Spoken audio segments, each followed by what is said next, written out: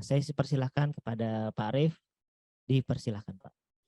Terima kasih Pak Apip atas sambutan yang luar biasa dan perkenalan yang sangat luar biasa. Mudah-mudahan suara saya bisa terdengar dengan baik ya di sana ya. Alhamdulillah. Walaupun kita berbeda jarak dan ruang, tetapi hati saya selalu pada kalian semua untuk menyukseskan program WMK ini. Adik-adik semua, Ananda semua yang ada di Zoom ini, di Zoom meeting ini, sebelum saya membawakan materi yang dimintakan oleh pihak panitia, saya mengajak adik-adik dulu untuk warming up dulu. Bagaimana warming up? Ya, bukan senam-senam, bukan ya.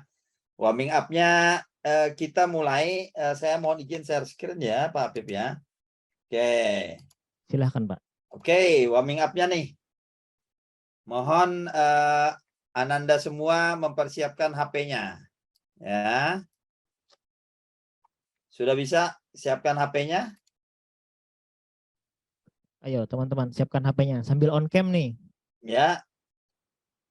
Siapkan HP-nya, kemudian pergi ke menti.com.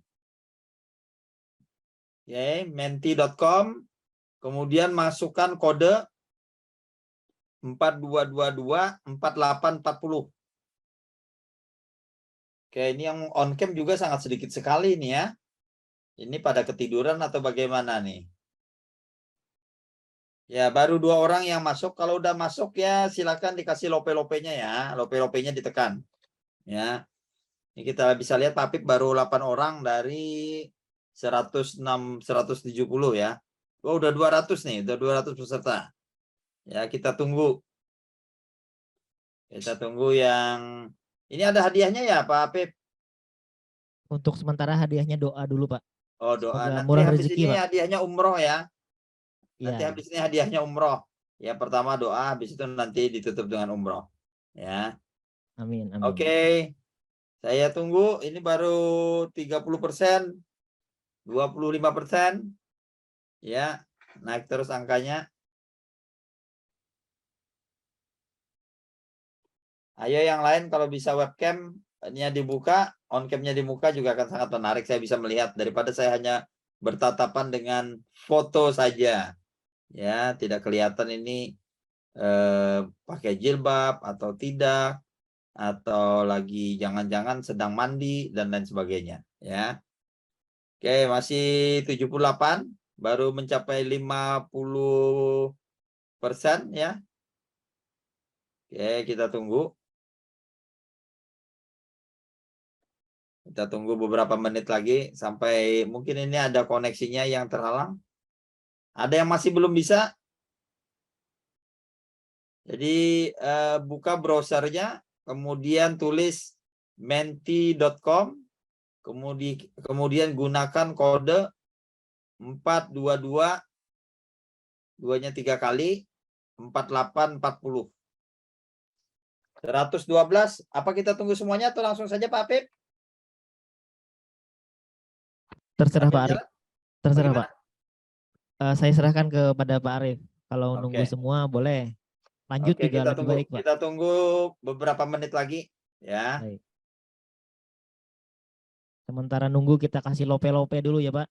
Ya, ini lope-lope nih, banyak nih lope-lopenya ya. Oke, mungkin sampai 150 bisnya udah berangkat ya. Mbak Hidayati udah masuk belum? Mbak Hidayati dari ULM udah? Udah bisa masuk? Ini sudah. Oke, sudah. Ya, kita tunggu yang lain ya. Dari Uniba bagaimana Uniba? Dari Uniba. Tadi tim Uniba udah ketemu sama dosen ULM nggak di sana? Ayo tim Uniba mana nih? Sudah, Pak. Oke, mantap. Dari Tala bagaimana Tala? Udah masuk? Tanah Laut? Dari Tanah Laut bagaimana sinyalnya? Oke ya, siap-siap. Berhadiah umroh dari Pak Apip. Siap-siap. Ada kuis berhadiah umroh dari Pak Apip. Ya, kita mulai dari pertama. Ya. Mohon sebutkan jenis kelamin kalian, Ananda hari ini. Oke. Waduh, ini Pak Habib lebih banyak perempuan ya di program UMK ini ya? Betul, Pak. Jadi Wah, Rifki ini bisa anu, Pak, TP-TP, Pak. ini nih, coba lihat. Perempuannya 70%. Wah, luar biasa. 1:3 ini. Ada yang I don't know, ada 1 orang. Nah, ini menarik nih, I don't know. Jangan-jangan nih kasusnya kayak di Makassar kemarin, ya, tidak mau diungkap jenis kelaminnya, ya. Oke, untung saya tidak bisa melacak ya. Coba kalau saya lacak nanti ketahuan nih siapa orangnya. Oke, masih bisa bertambah nggak? Yang lain masuk dong. 137, 138, 139, 140, ya. Ya. 70% Pak Apip adalah perempuan. Ya, ini catatan nih buat Pak Apip, ini koleksi perempuannya banyak, ya. Alhamdulillah, Oke, Pak. kita lanjutkan. Pertanyaan kedua, siap-siap. Siapa cepat dia dapat. Mohon tuliskan Ananda berada di mana sekarang. Ya, Banjarmasin. Rumah, maksudnya Banjarmasin jangan rumah dong. Aduh, gimana? Ya tahulah rumah orang. Maksudnya adalah lokasinya, ya. Oke, Banjarmasin mendominasi. Coba dilihat ya, hurufnya lebih besar. Berarti Banjarmasin mendominasi. Ya. Nomor 2 Banjarbaru. Ya. Pelihari nomor 3. Rumah nomor 4. Ya. Oke, Pak Apip, ternyata peserta Zoom meeting hari ini lebih banyak dari Banjarmasin. Pepadaan juga, Pak. Pepadaan kita Ya, juga. oke. Ada Gambut City katanya tuh. Tapi sedikit ya Gambut City. Ada yang di kantin. Oke, ada Palangkaraya, ada Kelayan, ada yang di surga, Masya Allah. Waduh, ini seru nih, biar nggak mengantuk ya. Biar nggak mengantuk. Ya. Oke, peserta kita udah 153 Pak Bib. Kita tunggu pertanyaan berikutnya. Ya, pertanyaannya tentunya lebih seru lagi.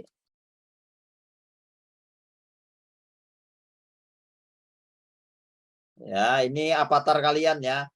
Tuh, saya kumpulkan sudah avatar kalian. Oke. Apakah Ananda apa nih tulisannya hafal subsektor ekonomi kreatif? Wah, ini menarik ini. Ternyata banyak yang tidak hafal subsektor ekonomi kreatif. Nah, inilah makanya kelas ini diadakan. Ya. Jadi kelasnya bukan hanya UMK saja, kewirausahaan, tetapi juga sekarang kreatif. Ya, karena kalian pasti mendengar kata ekraf, apaan sih ekraf itu? Ternyata banyak yang tidak tahu. Ya, banyak yang tidak tahu apa itu ekonomi kreatif. Ya, sebanyak 67% tidak mengetahui, 29% ragu-ragu, dan hanya 5% yang tahu apa itu ekraf. Ya. Oke. Kita lanjutkan. Ada berapa subsektor ekonomi kreatif yang Ananda ketahui? Ada berapa? 15, 17, 16. Wah, ini quick count ini Pak Apip, quick count. Ini Ya, asal quick sambat, count. Pak, ini. Asal Ya. sambat, asal klik. Asal klik ya. Ya, karena sebelumnya kan nggak tahu, Pak. Ketahuan katanya ya, asal klik saja dia ya. Oke, ada 62 orang yang menjawab 15. Ada yang menjawab 23, 14 orang. Ya, coba tahu saya tidak munculkan ini angkanya. Ya, jadi tidak kelihatan. Oke, 142 sudah menjawab. Ya, 145, 146. Ya, saya pikir sudah cukup. Nanti akan ketahuan sendiri berapa subsektor ekonomi kreatif. Oke. Kita lanjutkan.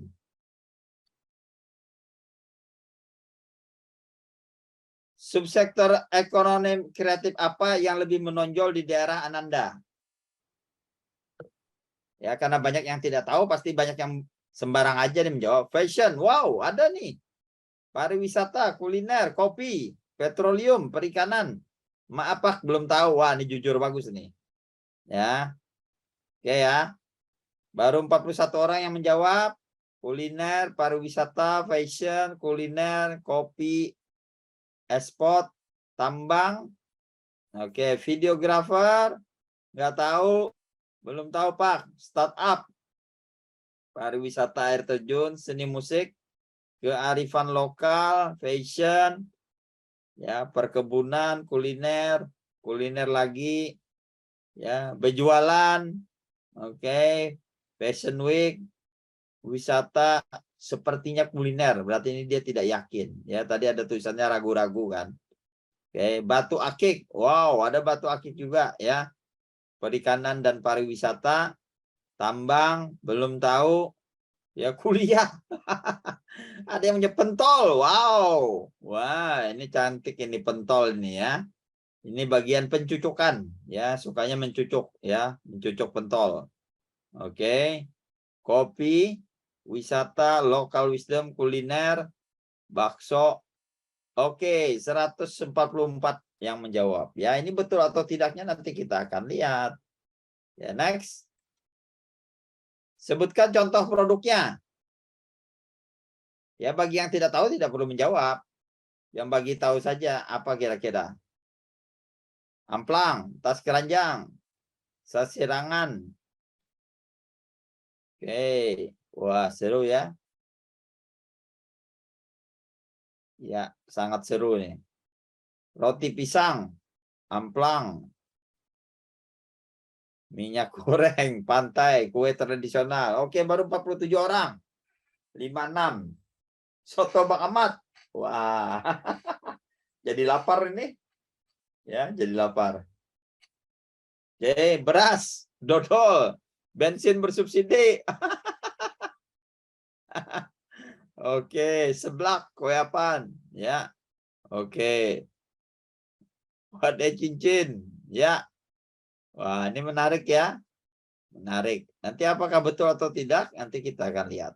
Ya, Acan Homemade, Papuyu, Mandai. Ya, kita lanjutkan lagi. Siapa Menteri Ekraf?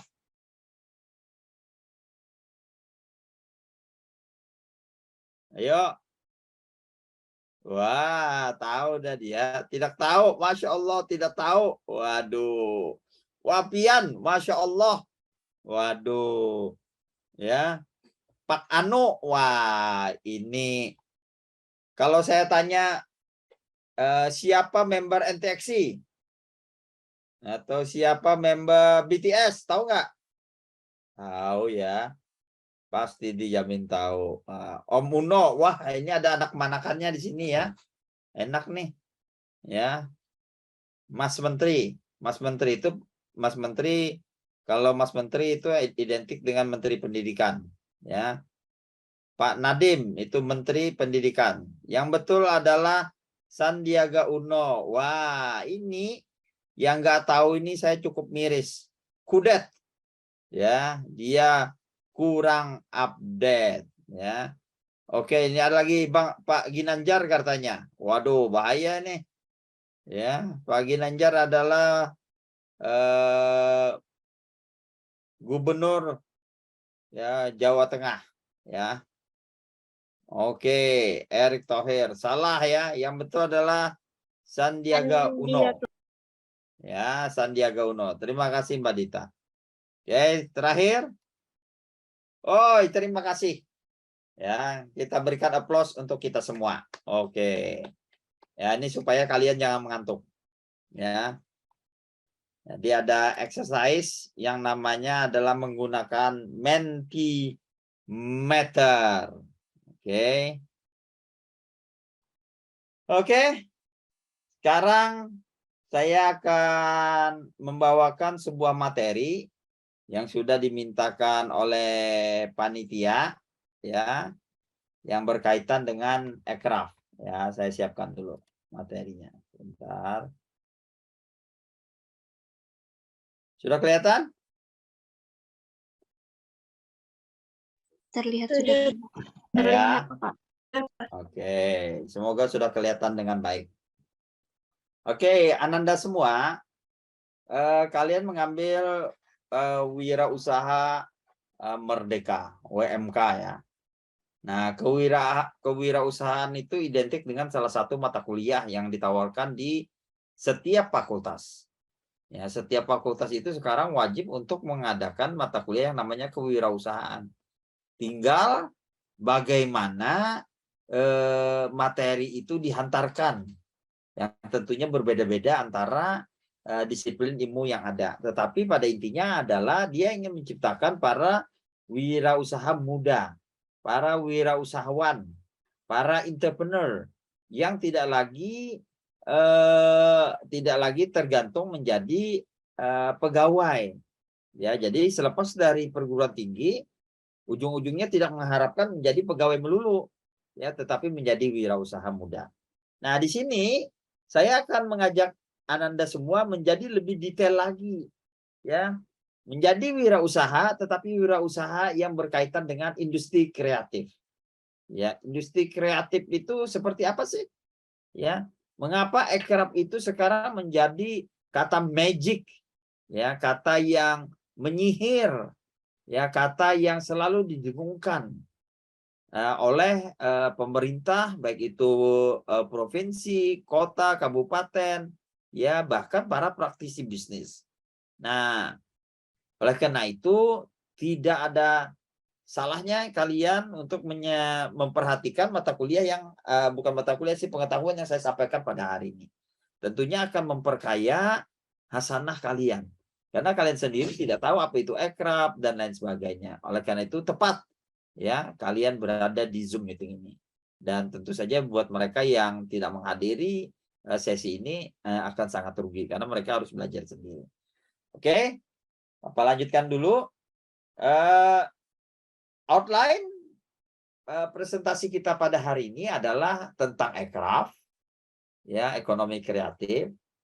Itu apa sih rasionalnya, apa sih manfaatnya, kemudian definisinya, ya, karena kita datang dari akademisi maka definisi itu menjadi sangat penting. Yang terakhir adalah what to do next, ya, apa yang harus dilakukan, ya. Kalau kalian pernah mengambil mata kuliah kewirausahaan, di situ ada proyek akhir dari setiap mata kuliah itu. Nah, saya merasakan di Fakultas Ekonomi proyek akhir tentang kewirausahaan itu paling banyak ditemukan adalah jualan. Ya, 99% itu jualan. Ya, entah dia mau jualan sosis, jualan apa saja, yang penting jualan. Nah, saya menilai itu bukan industri ekonomi kreatif. Ya, itu hanya bagian daripada membuka lapaknya saja. Ya, jadi saya tidak sependapat kalau mata kuliah kewirausahaan kemudian tugas akhirnya adalah membuat proyek jualan.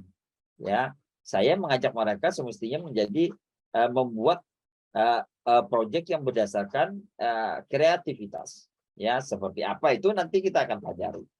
Next. Ya. Nah, Indonesia adalah negara kepulauan, ya, dari Sabang sampai Merauke. Nah, dari gambar ini sebenarnya kita bisa mengolah kreativitas dari setiap kota atau kabupaten yang ada dalam ilustrasi ini, yang ada di layar Ananda semua. Kenapa? Karena itulah dunia ekonomi kreatif, dunianya sangat luas, ya, sehingga mahasiswa bisa berkreasi menjadi lebih, ya, bukan tergantung hanya menggunakan asetnya itu saja. Oke, bagaimana ekonomi kreatif? Ya, aircraft itu apa sih sebenarnya? Sampai presiden itu ada membuat kementerian, ya, Kementerian Ekonomi Kreatif, kemudian ada menterinya. Apa sih sebenarnya aircraft itu? Apa bedanya dengan kewirausahaan? Ya, toh sama-sama small medium enterprise juga, toh sama-sama kadang ngelas, memperbaiki juga. Apa yang membedakan ekonomi kreatif dengan ekonomi yang lain? Jadi perlu diperhatikan. Lanjut Ananda semua ya. Ya. Kemudian kita akan belajar mengapa sih jadi harus ekonomi kreatif. Ya. Di layar ini saya ingin menunjukkan rasional atau alasan kenapa kita harus terjun ke ekonomi kreatif. Ya. Ternyata ekonomi kreatif itu berkontribusi kepada pertumbuhan ekonomi, ya, untuk meredam laju pertambahan penduduk, inflasi dan lain-lain. Kenapa? Karena secara garis besar ekonomi kreatif itu menciptakan lapangan baru bagi pengusaha-pengusaha. Ya, mereka mendapatkan ide-ide yang baik, kemudian dicoba dikembangkan, kemudian menjadi permanen. Yang kedua adalah dampak sosial. Kenapa dampak sosial? Ya, ketika ekonomi kreatif dijalankan, maka tentu saja terjadi distribution of income. Ya, ada perbedaan, ada penambahan dari sistem distribusi pendapatan. Ya, karena yang dulunya adalah usaha sendiri, ya, dia hanya mengerjakannya antara dia dan istrinya. Tapi begitu ada ekonomi kreatif di dalamnya, tentunya dia harus mempunyai koki dan chef dan lain-lain sebagainya, ya, sehingga apa, otomatis lapangan pekerjaan menjadi bertambah, ya. Jadi dengan adanya ekonomi kreatif maka penambahan pegawai itu sangat besar, ya. Yang ketiga adalah ekonomi kreatif itu menghasilkan inovasi atau gagasan yang sangat penting, ya. Saat ini kita inovasi kebanyakan datangnya dari Cina berupa alat-alat misalnya, ya, sehingga dari kita sangat miskin sekali, ya. Kemudian mengapa lagi ekonomi kreatif? Ekonomi kreatif menjadi citra dan identitas bangsa. Dan jadi kalau kita membawa anak-anak ya di dalam ekonomi kreatif, kemudian dia akan mengembangkan citra dan identitas bangsa, misalnya dari festival budaya, berarti kita memperkenalkan budaya. Ada festival jalan santai misalnya, ya, bagian daripada ekonomi kreatif. Maka ini juga akan meningkatkan citra negara Indonesia di mata dunia. Yang terakhir, ya, yang paling penting, mengapa kita harus menggunakan ekonomi kreatif? Dia menggunakan sangat sedikit, ya, bahan bakar fosil, ya. Bahan bakar fosil atau bahan bakar minyak solar dan lain-lain, bensin dan lain. Ya, karena apa? Dia menggunakan sumber daya terbarukan. Artinya apa? Misalnya UMKM, ya, UMKM, maka dia akan cenderung berproduksi menjadi lebih steril, lebih hemat dan lain-lain, ya. Jadi itulah alasan mengapa Indonesia harus membangun industri kreatifnya menjadi jauh lebih besar lagi. Ya, ini tantangan buat adik-adik semua. Jangan nanti, ya, proyek tugas akhir dari kuliahnya atau mata kuliahnya ternyata nanti tugasnya adalah hanya jualan saja. Ya, kalau jualan saja maka tidak ada kreativitas di dalamnya. Dia tidak bisa dikatakan sebagai pelaku ekonomi kreatif. Ya, dia hanya pelaku UMKM. Ya, itu pun juga kalau hanya ambilnya adalah jualan, mengambil selisih untung, maka dia kita kategorikan adalah bukan entrepreneur sejati. Ya, seperti itu. Oke. Alasan berikutnya. Nah, kalau kita lihat dari gambar ini, ya, peran ekonomi kreatif, ya, di Indonesia itu masih sangat besar, ya, potensinya untuk digali. Ya, dari data ini menunjukkan adalah tren peningkatan, ya, peningkatan penggunaan dari baterai itu, ya. Karena apa? Dia lebih sustainable. Ya, kalau kita lihat di gambar ini, ya, total kontribusi ekonomi kreatif itu sangat signifikan, ya. Artinya apa? Ekonomi kreatif berkontribusi sebanyak 7,1% ya setiap tahunnya. Coba kita lihat, ya, pertumbuhan kafe-kafe, pertumbuhan industri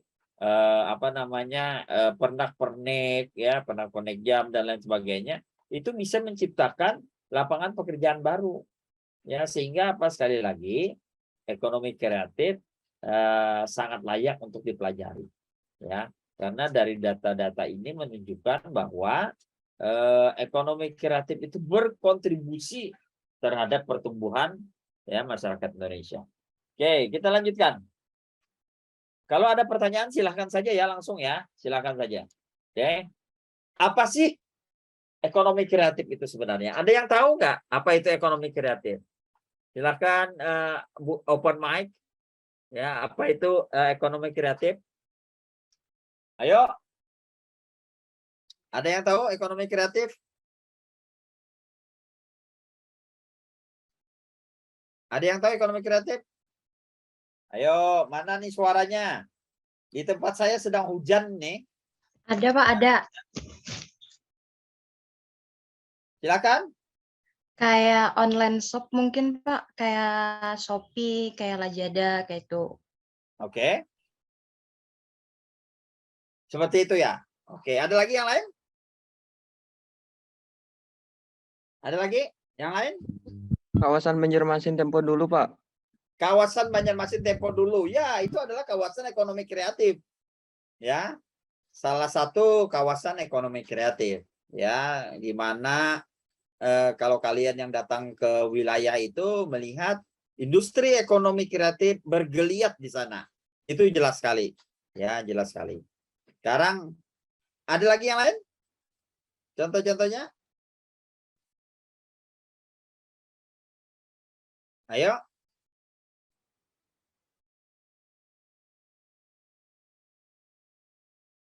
Oke, Adrian tidak tahu katanya, ya.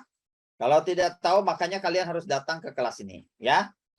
Oke, kita mulai dulu dari definisi, ya, karena kalau kita dari dari pendidikan itu, dunia pendidikan harus dimulai dari definisi. Apa sih? Ya, ya betul, jual sasirangan bordir itu adalah industri kreatif, ya. Oke, apa sih sebenarnya ekonomi kreatif? Ya. Apa itu ekonomi kreatif? Ya. Ekonomi kreatif adalah perwujudan nilai tambah dari suatu hak kekayaan intelektual yang lahir dari kreativitas manusia berbasis ilmu pengetahuan, warisan budaya, dan teknologi.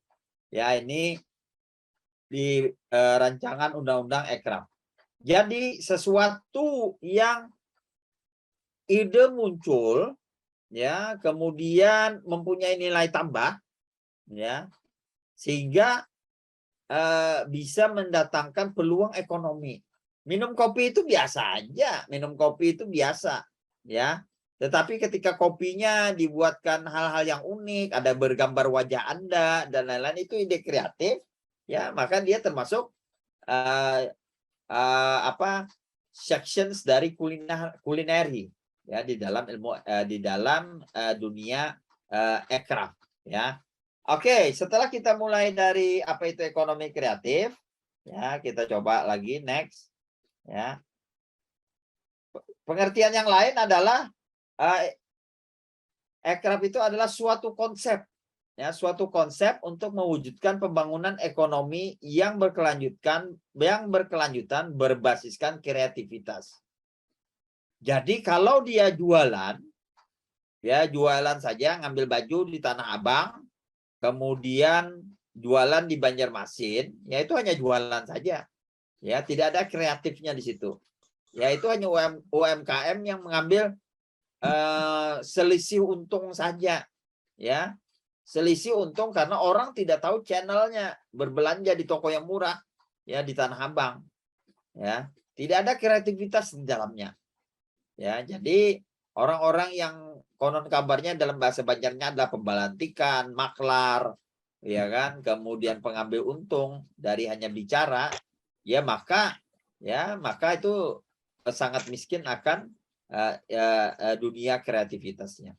Orang akan lebih tertarik, ya, dengan berjualan, ya, misalnya kalau Anda lihat, Anda datang ke Alfamart, ya, atau Indomaret, setiap pagi itu ada nasi segitiga.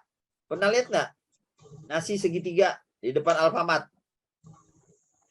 Apa namanya ya? Onigiri, Pak. Kenapa namanya onigiri? Pak. Hah? Onigiri, Pak. Onigiri. Onigiri. Ya, betul. Itu adalah buatan UMKM. UMKM yang ada di Banjarbaru, ya. Karena kalau hanya jualan nasi saja, ya itu banyak, bisa nasi kuning dan lain-lain. Onigiri mencoba membuatnya lebih kreatif lagi. Ya, dibungkus dengan rumput laut, kemudian dimakan. Ya, bagi yang mereka yang sibuk, ya cukup 2 saja udah kenyang, betul kan? Ya, nasi kuning masih lama Anda harus menyuap dan lain. Ini bisa on the go. Ya, itu adalah bagian daripada kreativitas yang muncul. Ya, jadi kalau dia hanya jualan, kemudian proyek kewirausahaannya adalah jualan, itu bukan kreatif. Ya, itu hanya mengambil selisih akibat ketidaktahuan orang. Ya, dari channel distribution channelnya. Ya, oke. Sekarang apa sih yang harus kita ketahui untuk bisa menjadi kreatif itu? Nah, ini yang harus kita perhatikan sekarang. Anda nanti membuat sebuah proyek, ya proyek misalnya dari UMK ini, tetapi kalau hanya proyeknya adalah mengambil selisih jualan, ya baju daster diambil di Tanah Abang itu 30.000, kemudian dijual di Banjarbaru 35.000, ya ada untung 5.000, itu bukan industri kreatif, itu industri berjualan, industri industri untuk mengambil selisih harga. Ya, beda ya. Beda ketika Anda mengambil sepatu di Tanah Abang, sepatunya kosongan, kemudian datang sepatu itu harganya 300.000, kemudian datang ke Banjarbaru Anda cat. Ya, Anda cat, Anda desain kiri kanan, ya, kemudian Anda jual 350.000, Anda untung 50.000, itu adalah industri kreatif. Ya, beda ya. Beda. Ya, karena ada kreativitas di dalamnya, ada nilai tambah di dalamnya. Ya, bukan hanya membelantiki, ya, memaklari, ya, atau menjual karena orang tidak tahu channel kita mendapatkan harga lebih murah. Ya, seperti itu. Oke. Kalau ada pertanyaan silahkan saja ya. Oke. Inilah subsektor ekonomi kreatif. Berapa kira-kira nih? Hitung. Ayo. Berapa subsektornya? 15. Berapa? 18. 16. 16. Pak. 18. 16, Pak. 18, Pak. 17. 18, Pak. 18. Ya. 16, Pak. Ya, tergantung kalian menghitungnya bagaimana. Ya. 16, Pak. Nah, ada yang 16, ada yang 18. Ayo. Ya, intinya adalah ya ekonomi kreatif itu adalah dibagi berdasarkan subsektor. Ya. Subsektor yang harus kita pelajari bersama. Ya. Kenapa? Karena subsektor inilah yang akan mendominasi ekonomi kreatif itu. Karena sudah dituangkan dalam undang-undangnya, ya, dituangkan dalam undang. Yang pertama arsitektur, yang kedua penerbitan, ketiga televisi, film, animasi dan video, seni kriya, aplikasi dan game, desain interior, musik, desain komunikasi visual, fashion, ya. Malam tadi ada fashion di Kota Lama, ya. Itu ada industrinya, Indonesia Fashion. Desain produk, periklanan, fotografi. Nah, ini fotografi termasuk nih. Kuliner, ya. Kemudian ada seni rupa, seni pertunjukan, ya. Seni rupa dan seni pertunjukan. Ini menunjukkan bahwa subsektor inilah yang harus dikembangkan menjadi bagian dari proyek Anda nanti. Ya, Kenapa? Karena ini yang menjadi ujung dari proses bagaimana kita bisa mengelola proyeknya. Bagaimana menciptakan sustainable-nya seperti apa. Ya. Coba kita lihat satu-satu. Ya. Misalnya nih. Ya, misalnya. Ya, Bapak tunjukkan lagi. Ya, ini menterinya ya. Nah, Sandiaga Uno, ada yang salah tadi ya. Ya, ini menterinya. Menteri Ekraf. Ya, jadi saking pentingnya Ekraf itu sampai ada kementeriannya. Ya. Oke. Nah, coba lihat. Ya. Ini saya mengangkat Kabupaten Banyuwangi, Kota Banyuwangi. Ya, Kota Banyuwangi ini ada kota yang ada di Jawa Timur. Ini tidak pernah sepi dari festival. Ya. Setiap bulan, ya ini hanya untuk bulan Juni saja ada beberapa festival di dalamnya. Ya, ini hanya satu saya angkat bulan Juni. Padahal 12 bulan itu dia punya banyak festival. Ya. Kira-kira apa manfaatnya? Ayo, apa manfaatnya? Daya tarik wisatawan, Pak. Ya, betul. Salah satunya daya tarik wisatawan. Yang kedua apa lagi? Ayo. Peningkatan pertumbuhan ekonomi. Kenapa jadi peningkatan pertumbuhan ekonomi?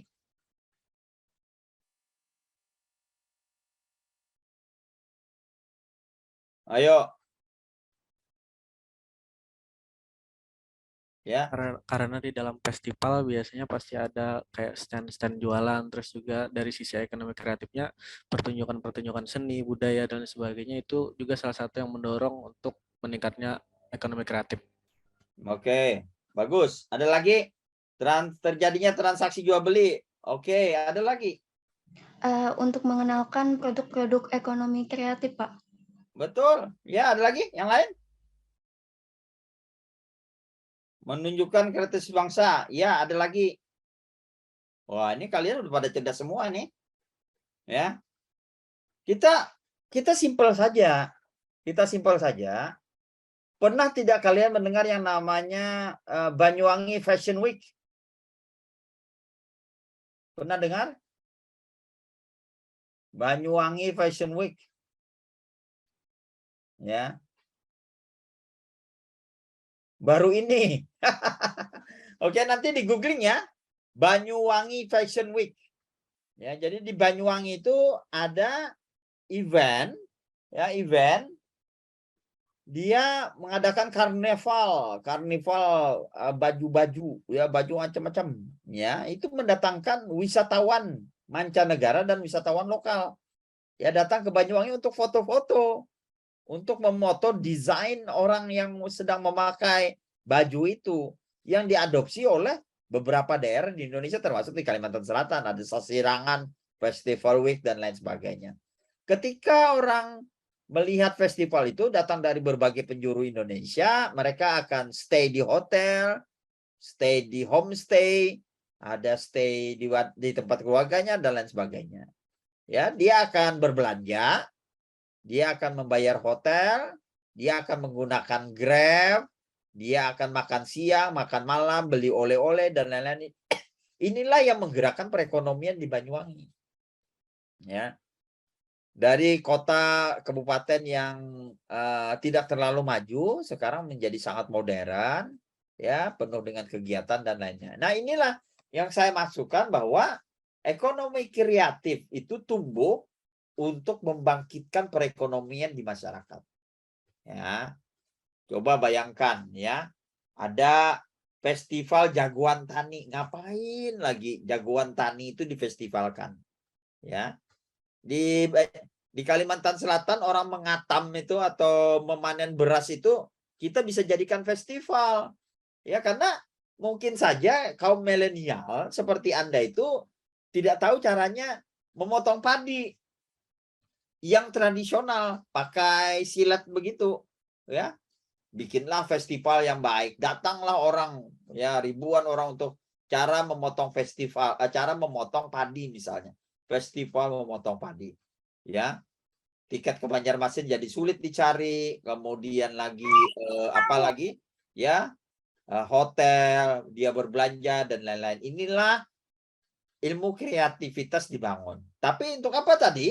Ya, itu adalah kita lihat sektornya, sektor yang di mana? Ya, bisa ada musik, ada fashion, ya, ada seni kriya dan lain-lain. Ya.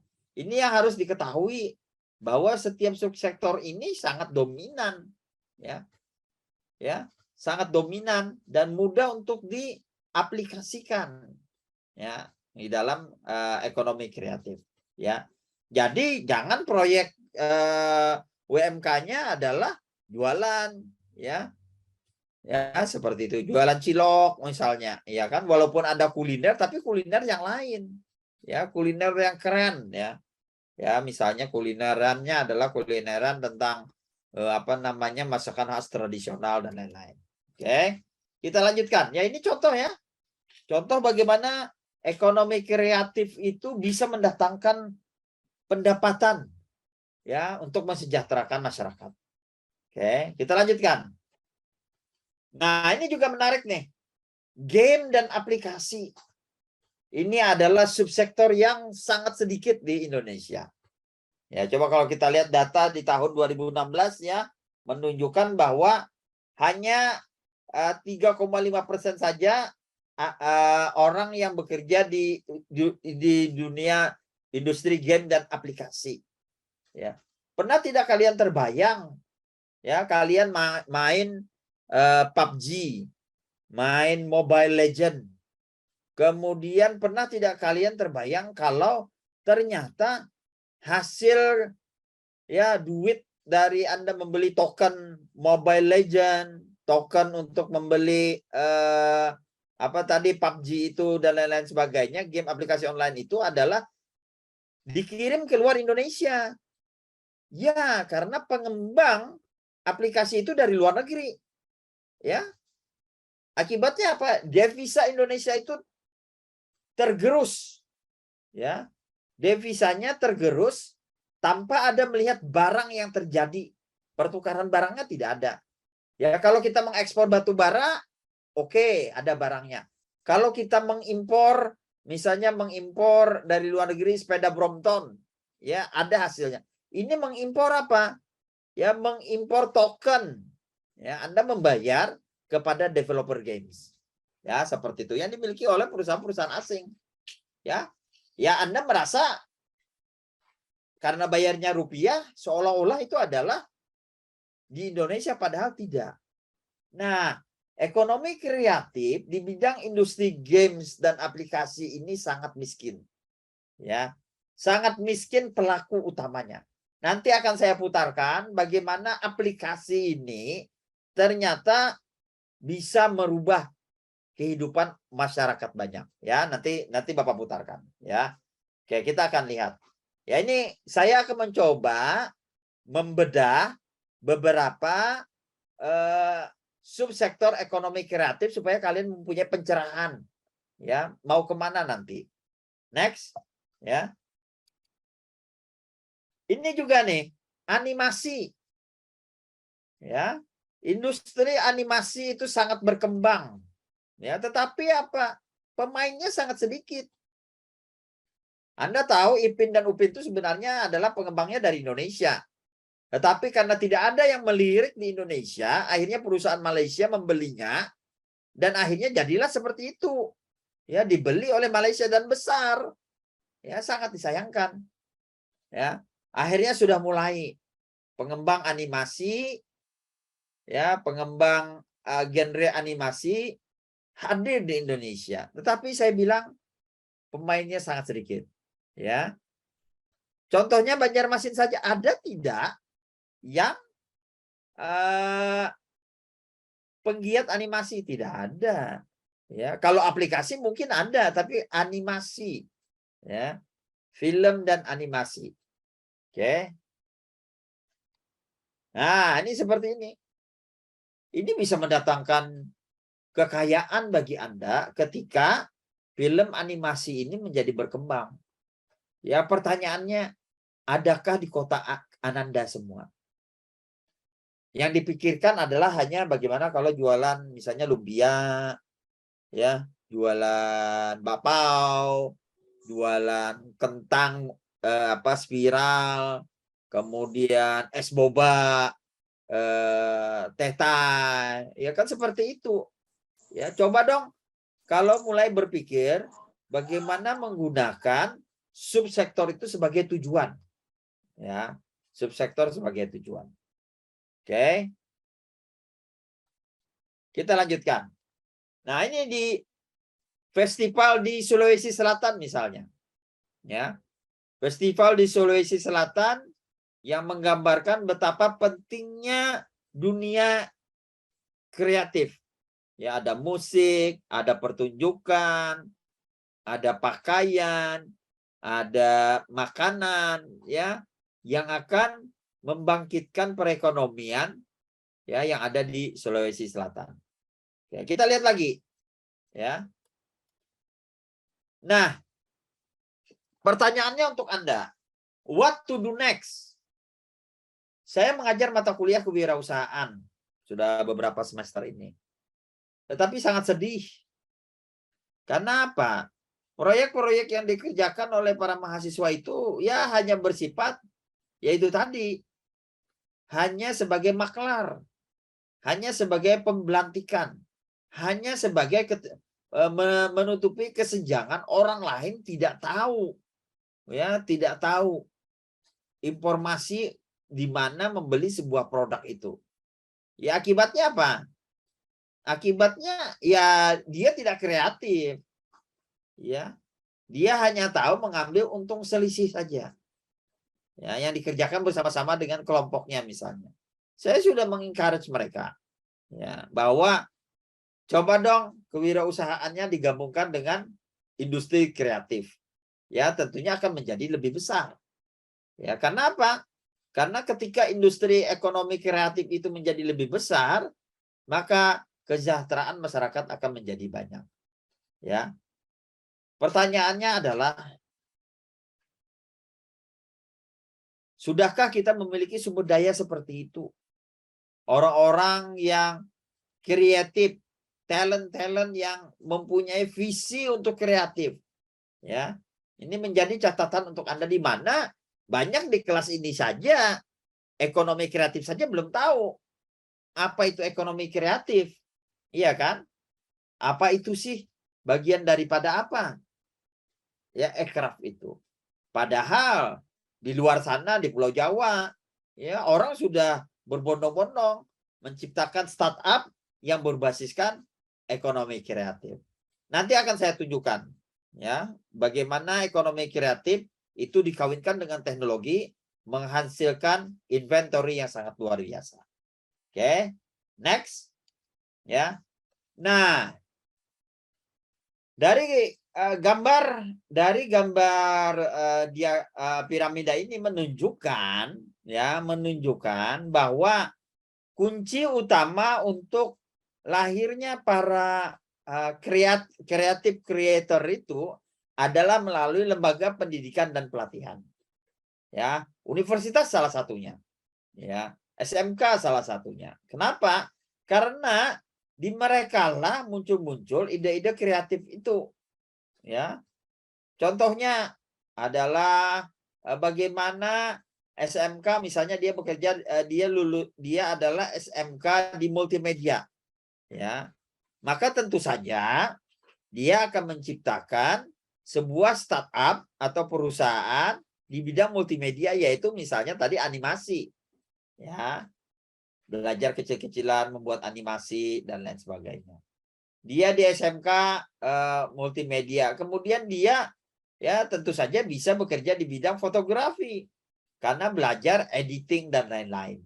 Ya, jadi kunci utama adalah pada pendidikan dan pelatihan, ya, di mana mereka bisa ya mendapatkan, ya, sekali lagi mendapatkan pengetahuan untuk membentuk ekonomi kreatif tersebut. Ya. Tentu saja kalian ya di bangku kuliah itu tidak semuanya bisa tercover. Ya, kalian juga harus melakukan pencarian. Ya, harus melakukan journey. Ya, perjalanan spiritual kalian untuk menjadi orang-orang kreatif, bukan menjadi seorang pegawai. Ya, mindsetnya harus dirubah.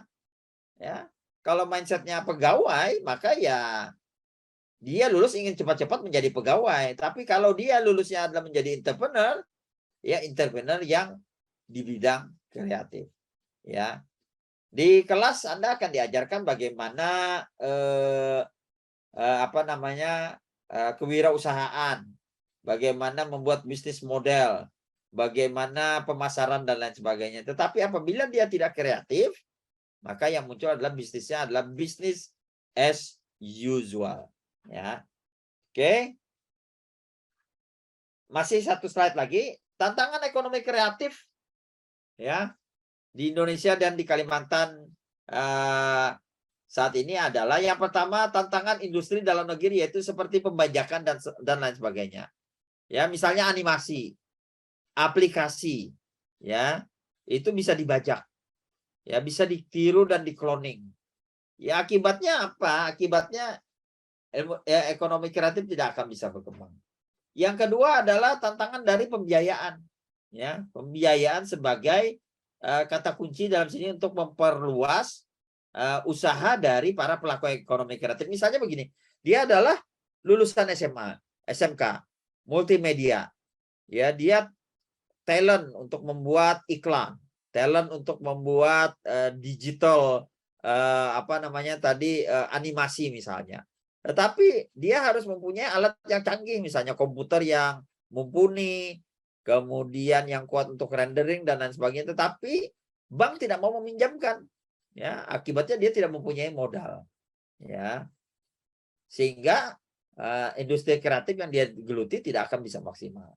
Ya, yang ketiga adalah bagaimana sih menciptakan manusia, mahasiswa seperti Ananda semua menjadi lebih creative orientation and thinking.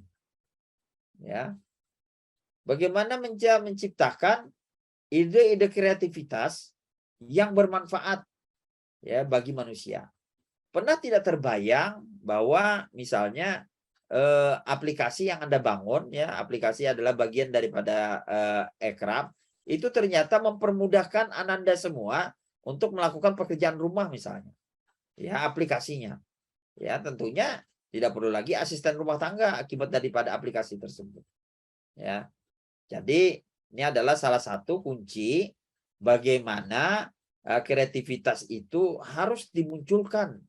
Ya, harus menjadi tolak ukur, ya, dalam sebuah proyek wirausaha nanti.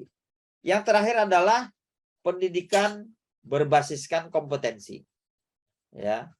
Jadi sekarang pendidikan itu sudah sangat spesifik, sangat penting, dan diperlukan kompetensi yang kuat supaya kita bisa melakukan, ya, ekonomi kreatif, ya, berbasiskan kekuatan yang dimiliki oleh masing-masing. Saya akan memutarkan sebuah video, ya, sebagai slide terakhir saya, ya. Kemudian nanti kita akan lihat bagaimana kreativitas, ya, kreativitas ternyata dikawinkan dengan aplikasi, ya, ini aplikasi, ya, ternyata bisa menjadi jembatan luar biasa bagi kemaslahatan umat, ya. Oke, videonya sudah siap. Oke, saya share dulu, share sound, basic, oke, video.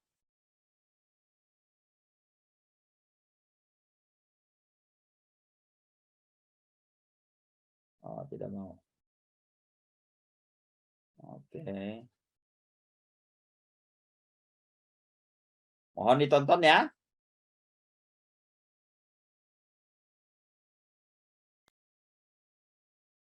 Saya akan ulang apabila tidak kedengaran, ya. Tolong perhatikan dengan baik-baik. Ini adalah sebuah video klip yang menginspirasi.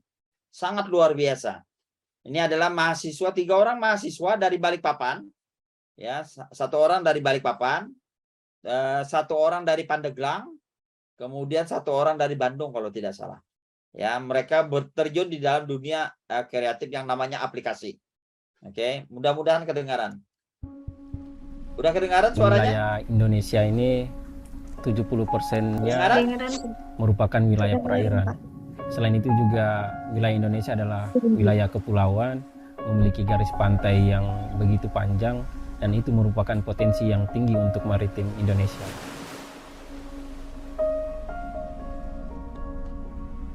Perkenalkan, saya Madi, lokal heroes dari Tanah Malala. Sudah 3 tahun saya sebagai lokal heroes.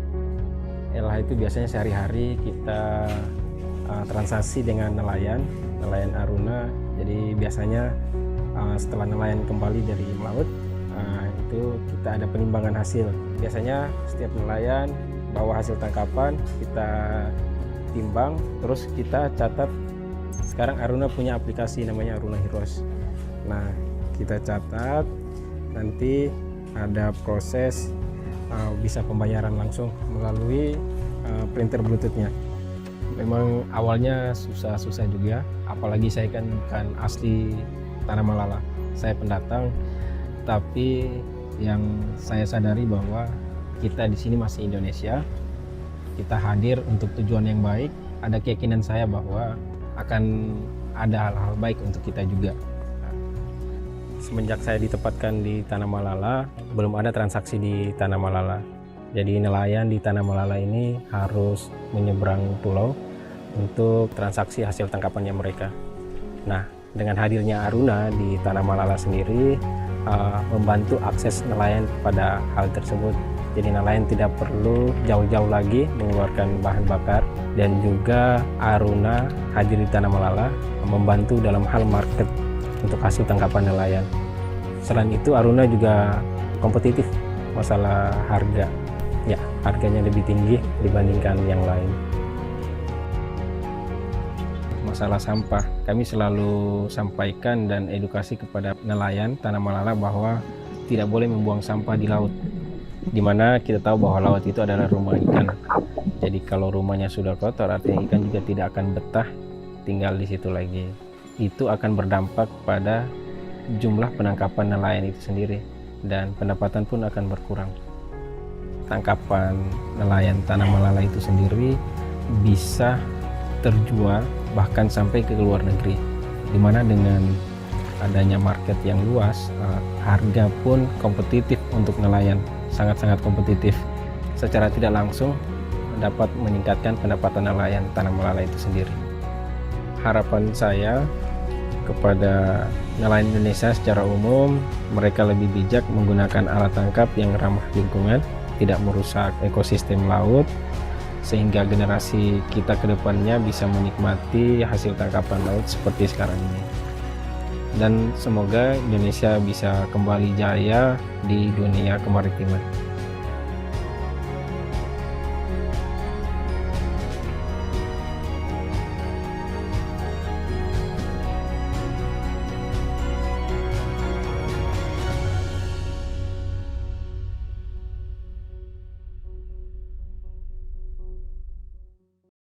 Oke, kata kuncinya adalah Aruna.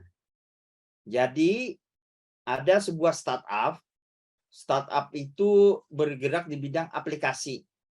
Ya, aplikasinya namanya Aruna. Ya, ada 3 orang mahasiswa tadi dari mahasiswa IPB, dia bilang potensi laut Indonesia itu sangat besar. Ya, tetapi sayangnya nelayan Indonesia itu miskin, ya, bahkan terjebak rentenir, kesulitan dan lain-lain dan sebagainya. Lalu mereka menciptakan sebuah aplikasi yang namanya Aruna, ya. Aplikasi itu mempertemukan antara penjual dan pembeli, ya. Jadi dia memotong mata rantai. Mata rantai di situ adalah misalnya calonya, kemudian pengepul dan lain-lain. Nah, aplikasi Aruna ini ternyata semakin besar. Ya, bisa membantu para nelayan mencari modal, kemudian langsung bertemu dengan pembeli dan lain sebagainya. Ya. Nah, kalau kalian nanti coba cek, ya, nanti coba search ada yang namanya Aruna, ya. Aruna itu adalah sebuah perusahaan yang dulunya adalah startup, sekarang berkembang sangat pesat. Ya, dia startup teknologi, ya aplikasi, bidangnya aplikasi. Ya, industri kreatif, sekali lagi industri kreatif, ya, yang diciptakan melalui anak muda tadi, ya, untuk membantu para nelayan. Jadi nelayan itu yang dulunya kalau pendapatannya sebulan itu hanya 1 juta, sekarang dengan aplikasi Aruna bisa sampai dengan 5 juta. Ya. Bahkan dengan aplikasi Aruna itu para istri nelayan terbantukan karena ikan yang tidak laku itu bisa dikeringkan kemudian dijual. Ya, tengkulak tidak bisa lagi bermain karena dengan aplikasi Aruna, ya, mereka bisa memasarkan sendiri. Uangnya bisa langsung masuk ke rekening para nelayan. Nah, ini yang salah satu bagaimana aplikasi yang diciptakan, ya, yang diciptakan oleh Aruna dan kawan-kawannya. Tadi coba Anda lihat ya videonya, testimoni dari salah satu nelayan ya dari Tanah Mela yang bilang bahwa membantu mereka dalam mengembangkan bisnis nelayan mereka. Derajat nelayan terbantukan. Ya, yang dulunya miskin sekarang sudah menjadi lebih taraf hidupnya menjadi lebih baik. Ingat, subsektor dalam ilmu dalam aircraft salah satunya adalah aplikasi. Ya, jadi ini yang mungkin saya bisa encourage mahasiswa yang ada di UMK nanti untuk mengawinkan antara kewirausahaan dengan ekonomi kreatif sehingga bisa melihat peluang-peluang itu menjadi lebih besar dan dampaknya menjadi lebih sangat luar biasa. Ya, seperti itu. Oke? Ya, tetap semangat ya. Kemudian coba search di Google lagi atau di YouTube lagi tentang Aruna, itu banyak sekali videonya, ya. Banyak sekali video Aruna. Kemudian masih banyak lagi contoh-contoh bagaimana industri aircraft itu ternyata bisa membantu para UMKM menjadi lebih eksis. Karena apa? Dengan 18 subsektor itu, kita bisa menjadi lebih terarah dibandingkan hanya meraba-raba saja. Ya, seperti itu. Oke, Pak Apip, kita buka sesi pertanyaan. Ya, masih ada sekitar 10 menit lagi sebelum sesi saya selesai. Terima kasih. Assalamualaikum warahmatullahi wabarakatuh. Waalaikumsalam warahmatullahi wabarakatuh. Luar biasa nih materi kita pada siang hari ini. Nah, luar biasa. Nah, ini banyak yang raise hand nih, Pak Arif. Silakan. Silakan open dari M. Hafiz Maulana. Ya, silakan. Sebelumnya mohon izin, apakah suara saya dapat terdengar dengan jelas, Pak? Ya, Terdengar. jelas. Sebelumnya perkenalkan, nama saya Muhammad Hafid Maulana, bisa dipanggil Hafid atau Fidal, dari mahasiswa jurusan manajemen Universitas Lambung Mangkurat. Nah, saya tertarik juga nih Pak terkait dengan Aruna. Kebetulan kemarin sempat diskusi juga sama co-founder Aruna, Kak Utari waktu itu. Bicara soal startup. Jadi kemarin kami sempat diskusi sama founder Aruna itu masalah startup di Balikpapan sama di Kalimantan Selatan.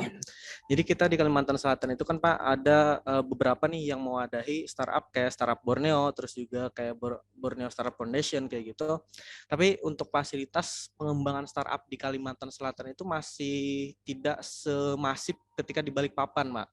Misalnya ketika di Balikpapan itu ada kayak mereka difasilitasi oleh pemerintah untuk istilahnya mengembangkan proyek aplikasi yang mereka bikin kayak gitu.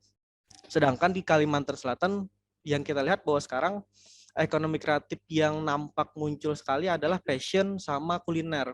Kebanyakan yang muncul di Kalimantan Selatan itu fashion sama kuliner, padahal masih banyak lagi subsektor ekonomi kreatif yang perlu kita kembangkan kayak gitu Pak. Nah mungkin arah pertanyaannya bagaimana sih sebenarnya cara kita untuk yang pertama sih meningkatkan kreativitas dari orang Kalimantan Selatan sendiri sih Pak, karena yang kita tahu bahwa saat ini Kalimantan Selatan taunya ekonomi kreatif adalah fashion, sasirangan, terus juga kayak kain-kain, terus juga tadi kuliner-kuliner kebanyakan. Oke, ya. Terima kasih Hafid Maulana, saya langsung jawab ya Pak Apip ya. Boleh Pak, silakan Ya, Pak. memang aircraft ini ada 18 subsektor. Kemudian peran pemerintah tentunya sangat besar. Dia sebagai regulatory. Ya. Yang paling besar itu adalah mereka sudah tidak membuat perda tentang ekonomi kreatif. Kalau tidak ada perda ekonomi kreatif, maka pemerintah daerah itu tidak mempunyai landasan payung hukum. Ya, payung hukum untuk membuat kegiatan-kegiatan berbasiskan ekonomi kreatif. Dan saya dengar perda untuk ekonomi kreatif sedang digodok di provinsi, mudah-mudahan akan cepat keluar. Nah, yang jadi pertanyaan adalah kenapa bisnisnya adalah hanya kulineran, kemudian fashion, dan lain-lain. Saya boleh menyalahkan dua orang di sini. Yang pertama adalah mahasiswa itu sendiri. Ya, tidak terlalu banyak yang berkecimpung di dalam aplikasi. Ya, tidak banyak. Hanya sedikit. Padahal kita ada mempunyai Ilkom, ada mempunyai teknik komputer, pendidikan komputer, dan lain-lain. Yang kedua, ya kita bisa juga bertanya kepada pemerintah, mana nih tanggung jawab pemerintah? Mana keterlibatan pemerintah dalam merangsang para anak muda ini untuk berkecimpung di dalam dunia aplikasi, ya, atau di dunia startup misalnya. Adakah kompetisi yang dibangun?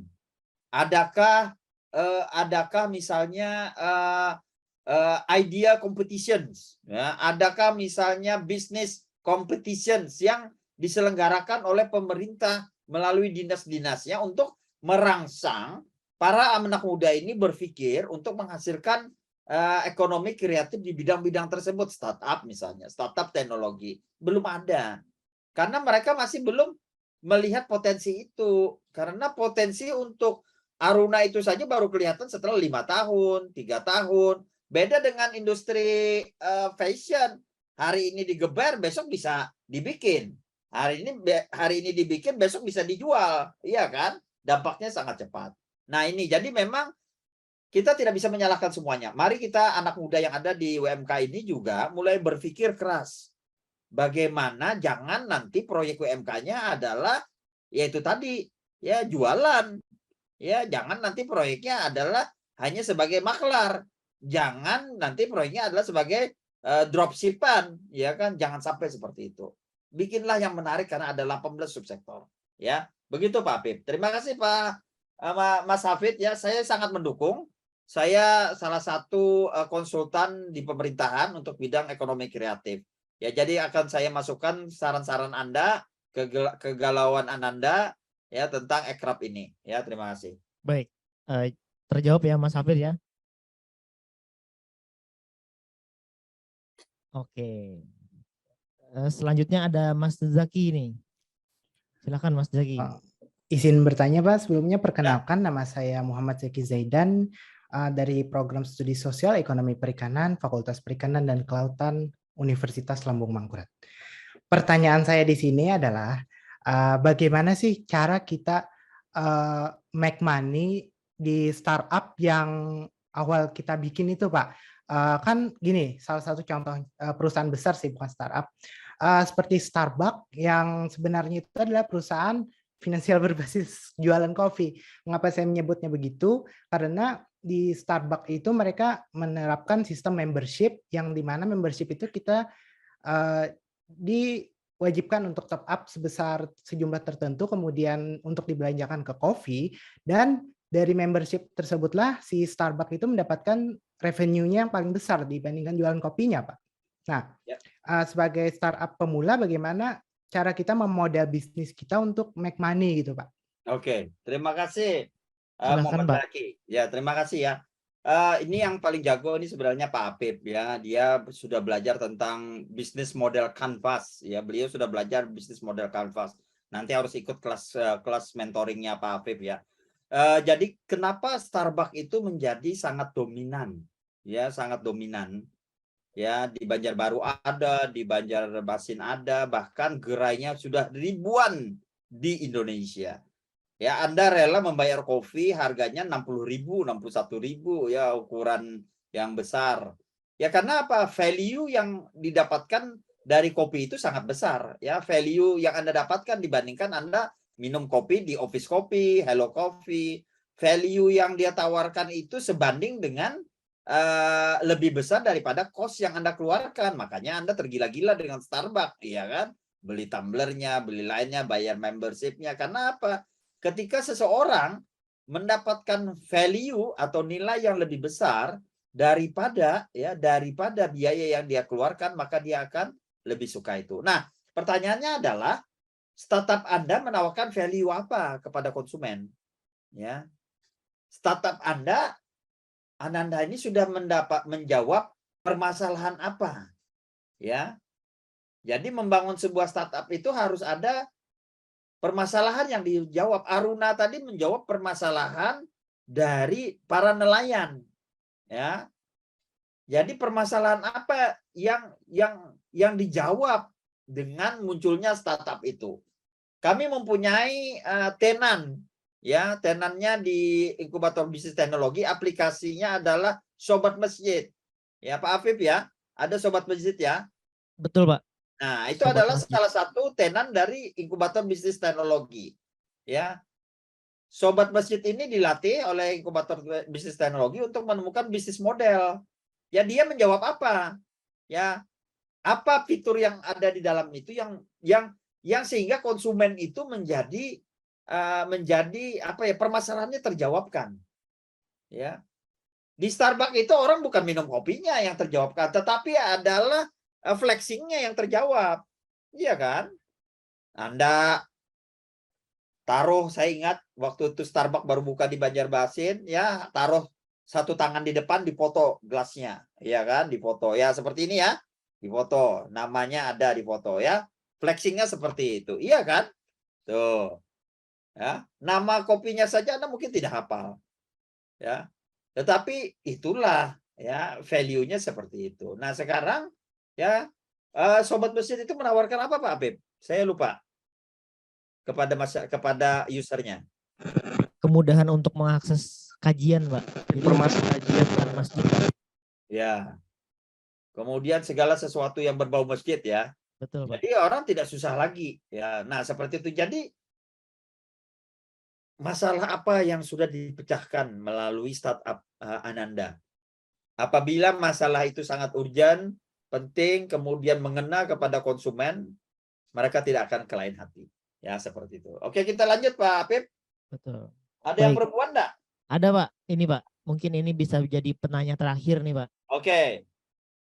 Ini dari, ada yang resen. Mbak Sarah Hasna. Silahkan Mbak. Baik, Assalamualaikum warahmatullahi wabarakatuh. Semuanya mohon maaf nggak bisa on cam. Saya dari Teknik Lingkungan angkatan 2020. Kebetulan kemarin itu ikut PMW Pak. Dan kami membuat kue kering dari kulit manggis. Nah, itu merupakan ada kesulitan dari pemasaran dan macam-macamnya karena dari segi rasa ya Pak.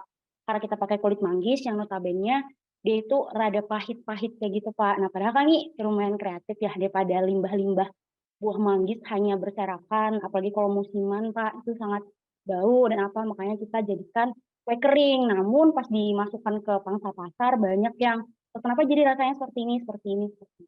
Mungkin itu bisa dikasih solusinya atau atau edukasinya Pak. Terima kasih. Oke, terima kasih. Wah, ini menarik ya. Padahal kulit manggis itu sebenarnya kulit manggis itu sekarang susah dicari karena banyak sekali yang mencari ya. Ada mangostin dan lain sebagainya untuk dijadikan obat. Nah, ini unik ya jualan kue kering pakai kulit manggis. Saya sangat mengapresiasi sekali. Nah, kelemahannya rasanya ya pahit ya. Berarti Ananda ini harusnya berkonsultasi di Fakultas Pertanian, itu ada teknologi pangan, ya jurusan teknologi pangan. Nah, di sana ada para expert yang bisa memodifikasi bagaimana makanan itu menjadi lebih layak makan. Ya, orang kalau pahit sih sebenarnya kalau itu obat pasti dimakan. Iya kan? Tapi kan ini kue, ya notabene harusnya gurih, manis, asin, lezat dan sebagainya. Kalau ini pahit ya tentu saja bayi saja tidak akan mau memakan. Nah, ada yang namanya tes pasar, ada yang namanya modifikasi dan lain sebagainya. Saya tidak berkompeten di bidang pemodifikasian makanan, tetapi saya sarankan Ananda untuk berkonsultasi di jurusan dosen-dosen di teknologi pangan yang akan membantu Ananda bagaimana campuran tersebut menjadi lebih bagus ya, sehingga produk tersebut bisa dijual di pasaran. Ya, saya mengucapkan selamat ya, karena kalau kita lihat ya, ini makan kue itu bisa bikin gemuk, tetapi ini makan kue menjadi lebih sehat karena ada buah manggisnya itu. Wah, ini semestinya value-nya sangat luar biasa ya. Value-nya sangat ngemil ya sambil nonton Netflix ya, tapi makannya makanan sehat gitu. Iya kan? Bukan Iya, Pak. menggemukkan tetapi menyehatkan ya. Wah, ini luar biasa. Jadi pergi ke sana ya untuk melihat ini. Oke, ini ada lagi Pak Afif di kolom chat, ada yang bertanya Pak Afif?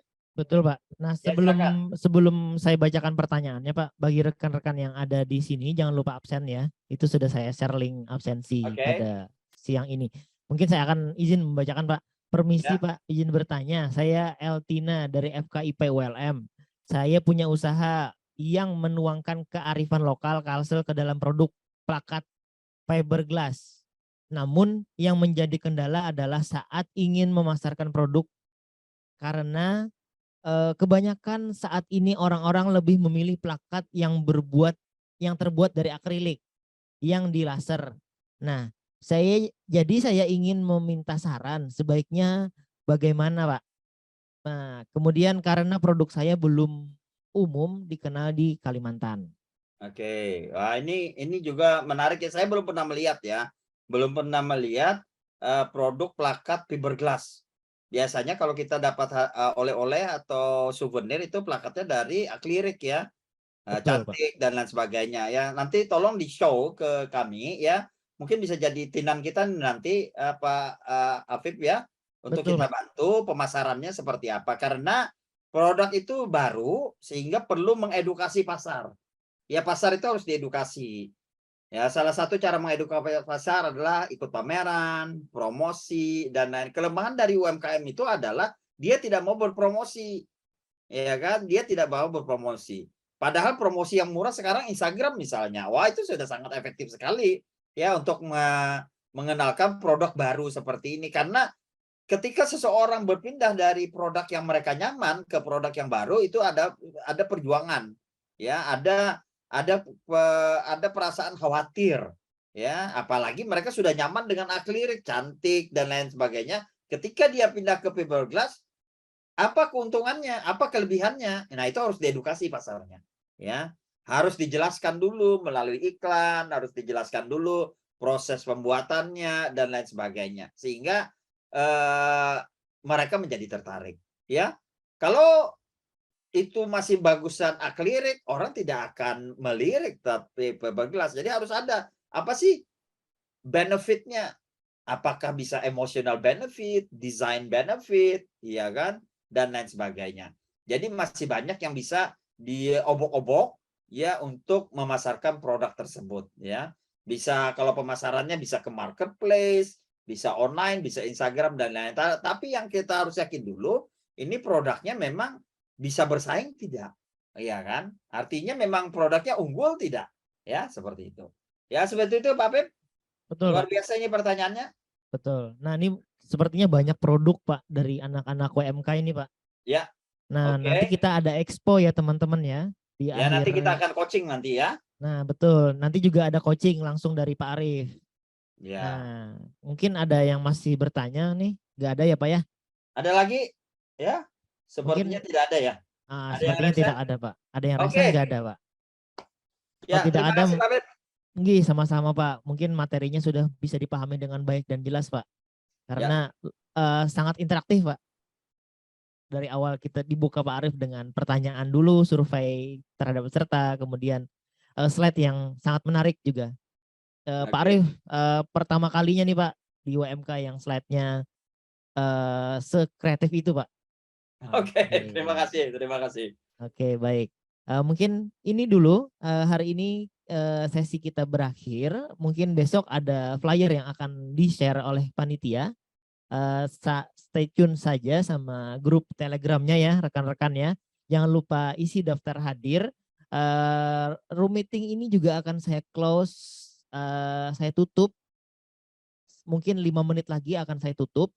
Jangan lupa isi daftar hadir dan jangan share daftar hadir ke grup Telegram ya, karena daftar hadir ini khusus untuk teman-teman yang hadir secara online. Nah, jangan lupa pekan depan kita insya Allah ketemu langsung, tatap muka langsung, jadi bisa ngelihat nih wajah gantengnya Pak Arif yang sebenarnya tuh kayak gimana gitu.